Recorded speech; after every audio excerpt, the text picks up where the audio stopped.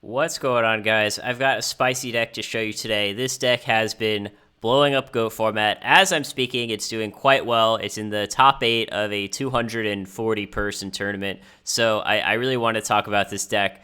People that know me well, they know, I don't drink, I don't smoke, but my guilty pleasure in life is FTKing people. And that is what this deck can do. You can FTK people every now and again. And I think it's a pretty strong deck. I think it was a pretty good meta call for this tournament. I'm going to discuss all the choices, and I'm also going to break down why I think this was a good meta call for the tournament. So, welcome to GOAT Duels. I'm ACP. Now, let's get started. So, the way this deck works, it is an infinite damage loop, and it uses Dark Magician of Chaos, Mass Driver, Dimension Fusion, Spell Economics to generate infinite damage.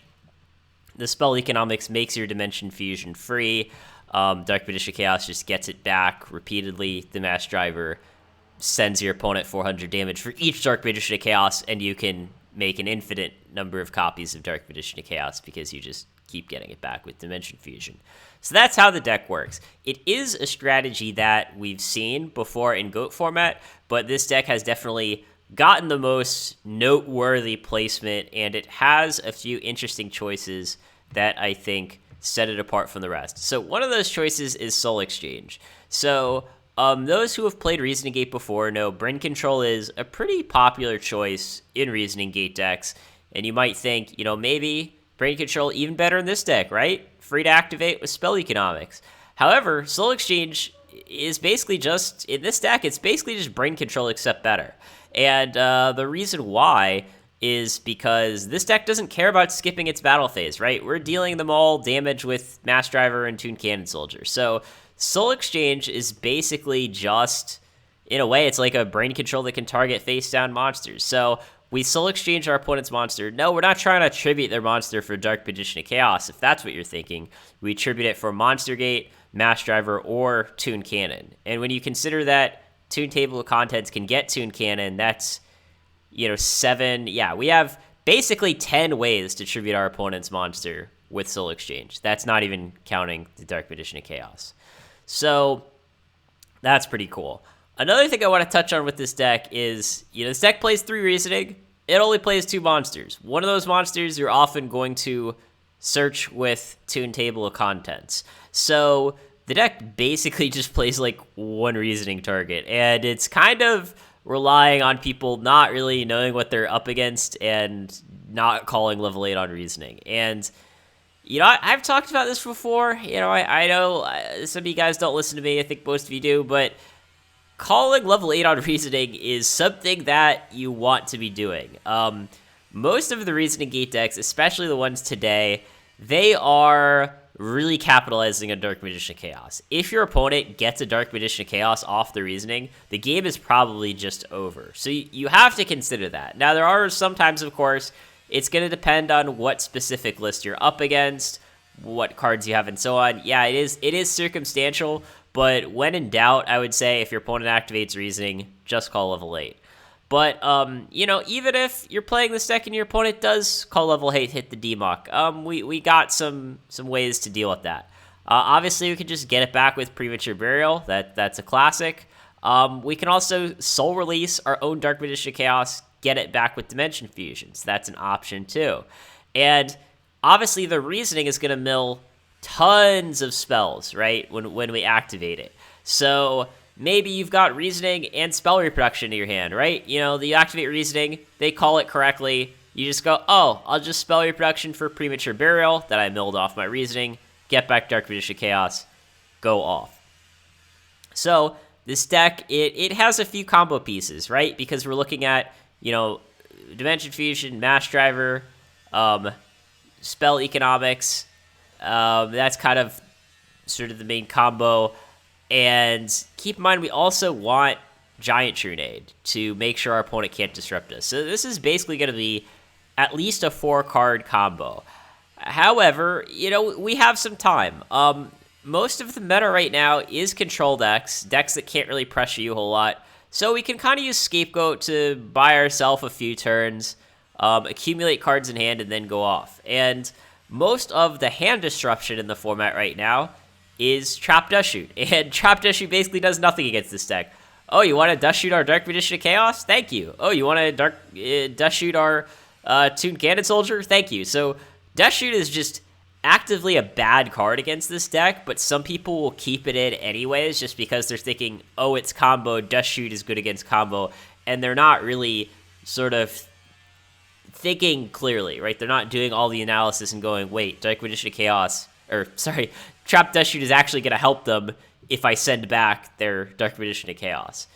So yeah, that's kind of one common anti-combo card that isn't really good against this deck. Another one that's worth noting is Karibo. So I've been, really bullish on Steingate. I think Steingate is a really good deck. I know a lot of other people also think that Steingate is a really good deck. I know I've given a few people my lists and, helped them do well with that deck. However, people do side Karibo now, which is very, very good against Steingate. Karibo is basically the bane of every Steingate deck. However, Karibo does nothing against this deck either, right? Karibo doesn't do anything. Even, some people like Threatening Roar instead of Karibo. Threatening Roar doesn't do anything against this deck. Really, the only card that is like a really good side deck card against this deck is Jowgen the Spiritualist, but Jowgen hasn't been popular lately. I know a year ago, 2 years ago, you actually did see a lot of people citing Jowgen because they're like, oh, it's a good anti-combo card, it's a light monster, so I can banish it for Chaos Ursa or whatever. But you don't see too many Jowgens. It's all about like the Kaikus, the Dust Shoots, the Karibos, but all those cards kind of do nothing against this deck, right? So when you think about it, in the current meta, there's not like a lot that really disrupts this, right? I mean, you've got like warrior decks that can say, hey, I'm going to try to like Donzalug you a few times and maybe you lose that way. But, of course, we can try to block that with Scapegoat and that sort of thing. The other card, of course, that's really good against this deck, but also isn't very popular right now, is Spell Canceller. Now, of course, if you FTK, well, they're probably not going to be able to play Spell Canceller on turn one, even if they go first, right? If they go first, they're not going to be able to play Spell Canceller on turn one unless they have, like, Graceful, Discard Spell Canceller, Premature Burial, something really specific and unlikely like that. But that is something that is worth noting. So I actually do think that because of the finish of this deck, we might see the side deck configurations change a little.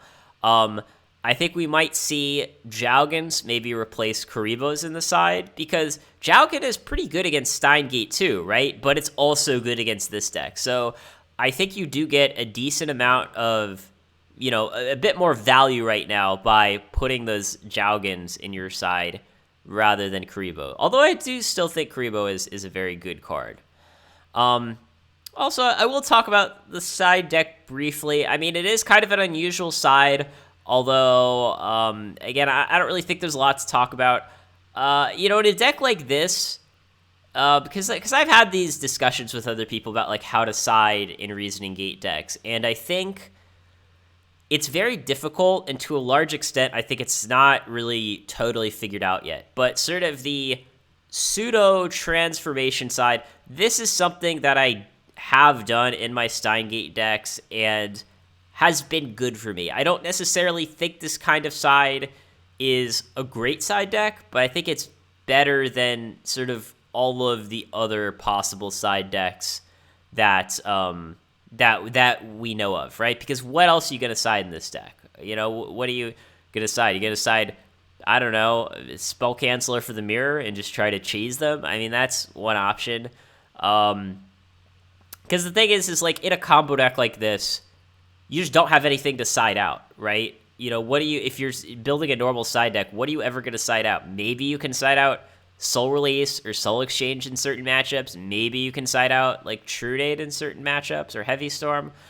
I don't know. So yeah, I think the transformation side kind of works. You could kind of mix your opponent up. You don't even have to bring this in all the time. You can literally just flip a coin and decide whether you want to transform. And then when you activate Reasoning in game 2, your opponent doesn't really know what to call because they're like, maybe they transformed, maybe they didn't. I don't really know.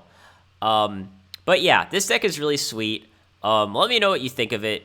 Let me know if you think this deck is going to keep doing well, or if this is kind of like a one-hit wonder, one of these decks that kind of grabs people by surprise. I mean, I do think that to a large extent that is kind of the place that combo decks have in GOAT format. It's sort of, hey, if people aren't respecting it, it's going to do well. But if people do respect it, maybe time to switch to a different combo deck. But, I hope this, to some extent, proves the naysayers wrong. The people who say, oh, GOAT format is solved, chaos is unbeatable, all that stuff. I really don't think that's true. I think it's kind of obvious that that's not true. I think there's still a lot of interesting ways that the meta can develop.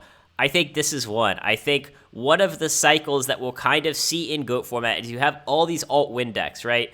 Whether it's Empty Jar, the different flavors of Reasoning Gate, the different flavors of Burn.